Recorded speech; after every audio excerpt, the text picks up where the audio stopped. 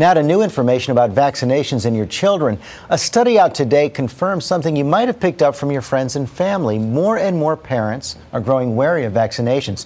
Between 2003 and 2008, the percentage of parents delaying or simply refusing vaccinations jumped from 22 to 39%.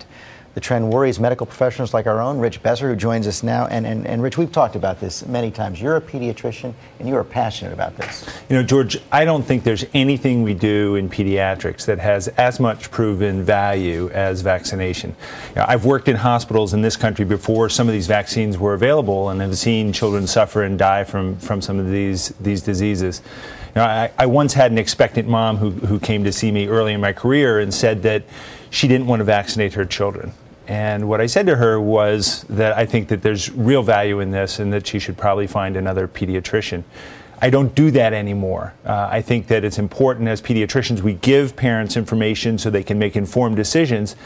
And now my approach is to try and explain the real value here so parents can really do try that. to persuade them. Yeah. So what's behind, take us inside the study, what's behind this spike? Well, there are five main reasons, and thankfully most of it is delay rather than refusal. The biggest reason for delay is that children are sick when they come in.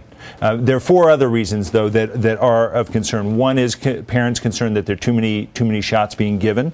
Some concern about effectiveness. About 1 in 4 parents concerned about risk of autism, and about 1 in 4 concerned about safety. So those are the main factors. And how much of a public health risk is this? Can you quantify it? Well, it depends on the disease. You know, certain diseases like whooping cough affect babies the most. So delaying that puts your child at real risk. We've talked about that here on Good Morning America.